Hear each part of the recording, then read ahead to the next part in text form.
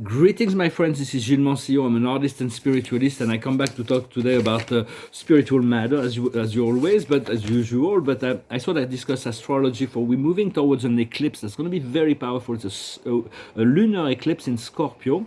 So it is. On top of which Jupiter, the great planet Jupiter, is in Pisces. It's going to move into Aries and then move back into Pisces. But when you're going to move into Aries, it's going to open a great doorway, a great portal, so you can be able to use it. For this eclipse, is very much about the South Node, about the past, about it's going to create a hole. For it is in Scorpio. It's going to open the door of the subconscious, and everything, all kinds of old skeletons and memories we don't want to face. It's going to be coming up, and so it's going to be integrated. Do not judge it, transmute it, and release it. Do not block it up. Just release it. For there is also the Wesak moon, so the golden light of Buddha can be assisting. If you think about, if you have to face any memory you just don't know how to deal with. For what we want is to be sane in relationship to what is being offered to us in many ways. But for this, we'll reveal this moon will reveal a deep, dark, profound, unconscious things from the past, and we have to allow ourselves to dive deep within to realize what the truth is. For the truth needs to be illuminated, and so this. Pluto is it's a planet that's far away on the outside of our solar system. It's the first one that received the galactic light, and it is the Lord of transformation. It is Hades, the Lord of the underworld from a mythological standpoint, and he's got all his elements. The moons are called Nyx and Styx and Charon and Hydra and all the dark archetypes, but in truth, is the Lord is the one putting on the pressure for the change. Everything works for the one. For he's the one who applied the pressure, but it is a force of truth in action, this force of change. For we have to change, and so allow the eclipse to come in and just put a wind of change in your closet, and just like the closets are going to be open, it's like those things like, oh, we haven't seen that in a very long time. And so it's about rearranging also our memory. It's like the drawers, we have memories within our drawer. There's this wonderful book, I recommend it. It's called La Vita Nuovo. It's the book of Dante Alighieri. It's about, and at the beginning he says, I'm going to look into the drawers of my memory for this story, so that I can tell you. For all the everything's going to be rearranged in many ways. So just trust the change, and it's like allow yourself to let go of certain things in order for the change to happen. There will be it's like for Mercury is retrograde, so we have an advantage with that because the mind is being slowed down. For it is a very disadvantage for the ego society when Mercury is retrograde. It's like panic, but for a soul it's like wow, blessings, because it slows down the mental process and we can feel more. And then when Mercury goes straight, we will receive all the information that we have integrated, because Mercury is Hermes, is the messenger of the sun, is always the messenger of the sun. When enlightened, is no longer the trickster of the mind. For the highest wisdom is the triumph. What we need to understand is friendship. What we need to do is the solution. Always entrust the solution in the hands of the love and light of the spirit realm at the end. But yet we need to become that and to have that authority. And the outcome is communication. There's going to be a lot of communications that are going to be going on. I took some notes. I wanted to say that it's no need to keep all kinds of things in memory. Just put it into your pyramid. It's like the spiritual, like the cloud. They call the cloud. Personally, I don't trust the cloud. I don't put anything in the cloud. Electronic companies here, but it's like a crystal pyramid, and all your memories are there. It's like you can always draw on, and so you can free your mind from having to remember all those things. Sometimes I feel like I have a lot of things that escape really quickly from memory, but then I can retrieve them as well. So for the eventually we're going to be able to connect to the cosmic mind as we become closer to our soul. The soul draws all information from the cosmic mind, which knows all things and all means by which to is the one the soul creates in association with the cosmic mind, the life experience of those in the universe. So personally, I'm integrating the astrological aspect one planet at a time. I wish I was in the 33rd dimension, which is the highest plane of our solar system, where all planets and all energetic activities on all levels will be integrated within my consciousness. Lord Metatron explained that sometimes he speaks from that dimension, but I'm not there yet. So it's like usually it's when there is a planet that comes in conjunction with my consciousness, my energy field, my spirit, my I am presence is letting me know that this planet is there. At which point I establish a contact and I have a communication. I try to utilize those opportunities. For planets are living beings, and you can communicate with them, and they like through, but they have this communication through astrological influences, but they're benevolent and they're here to assist you to regain all your power. For the mind may resist spiritual truth, but the heart knows. For all those who will turn toward the heart will know that the truth is the truth. What I'm talking about, for instance, that this great law of one, for that is my baseline, and to remind humanity that those two powers are illusion, and only the love of God is real, and you are that which is you here and now, and it's always in our responsibility rather than fantasizing about what other people want us to become.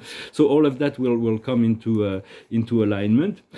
And so, but we need to move into the feeling states as much as possible. Just so that after that, only take the advices that feels good. Huh? For the truth is the truth about anything. We do not know the truth. We know what has been revealed to us in relationship to certain situations. That's what we call the truth, or what we perceive of life. But the greatest attitude in relationship to truth is I know that I do not know. It is the wisdom of Socrates, because as you know that you do not know, life can unfold a reality to show you what it is. You recognize that rather than pretending you know, or to create a very solid ground and say the truth cannot be anything else than what I believe for what we know. But it's good to stay light in relationship to even our beliefs, yet trust your own belief. And for there are many quantum timelines within the reality of within the quantum field. The divine Greek programmers have created an amazing reality for experiencing within life. And so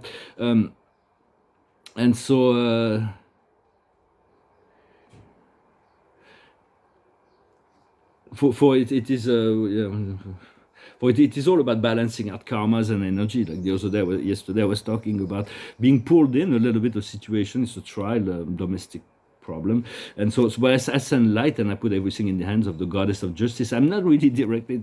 There is so many things that will try to catch your attention. There is always a reason for you to be involved with all the peripheral things. Yet keep your baseline, your ascension, your well-being, your truth, your mission.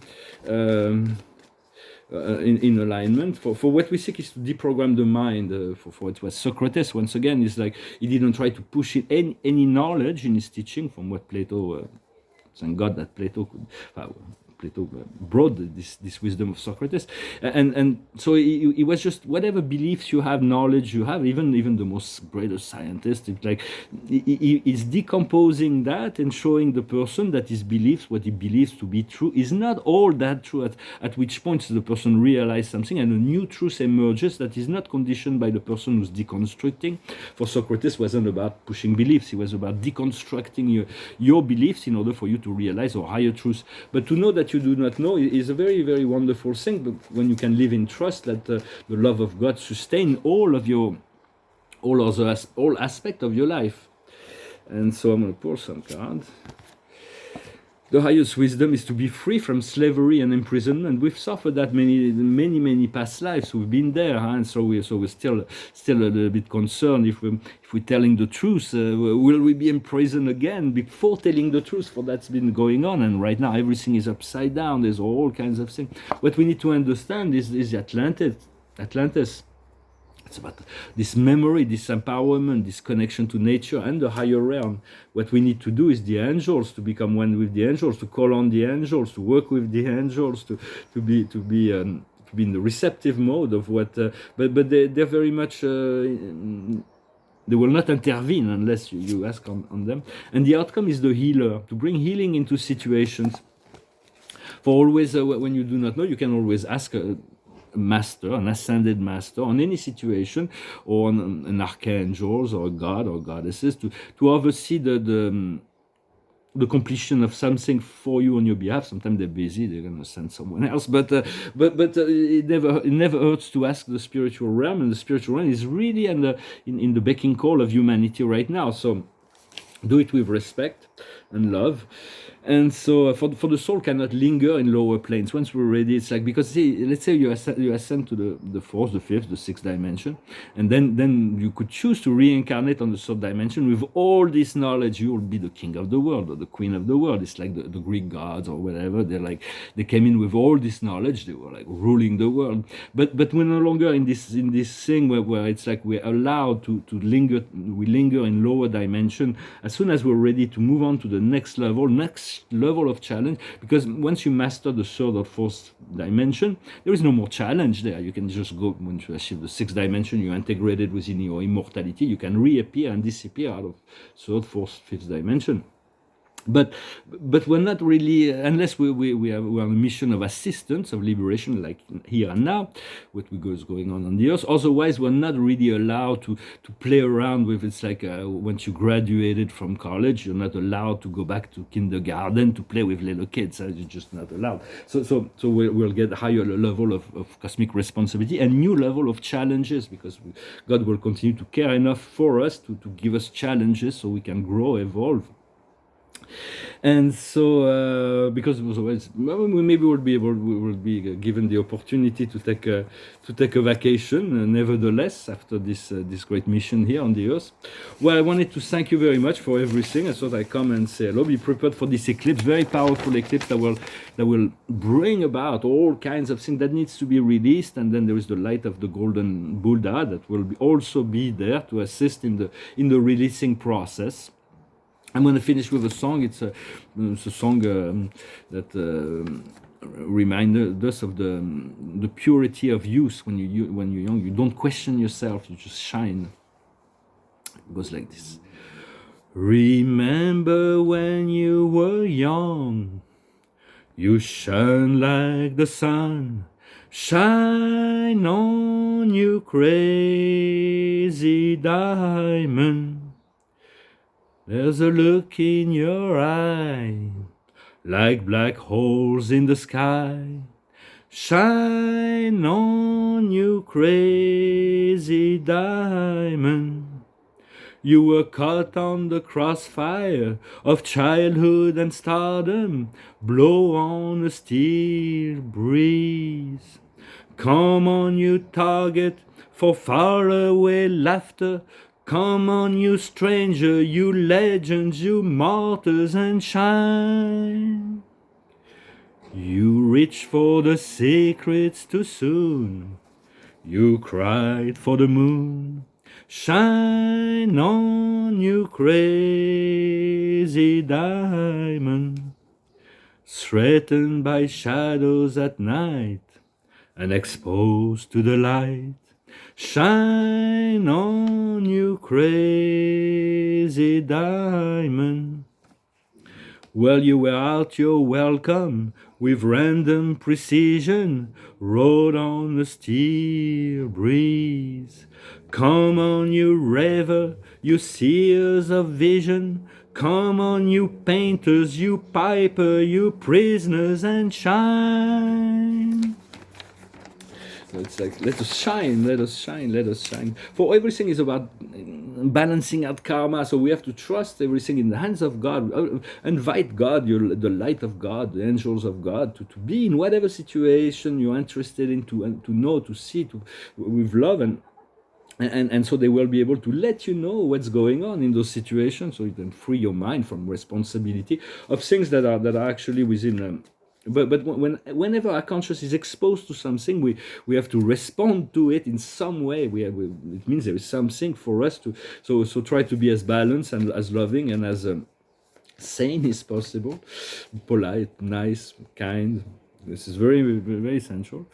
And so I'm going to finish with putting a card with this.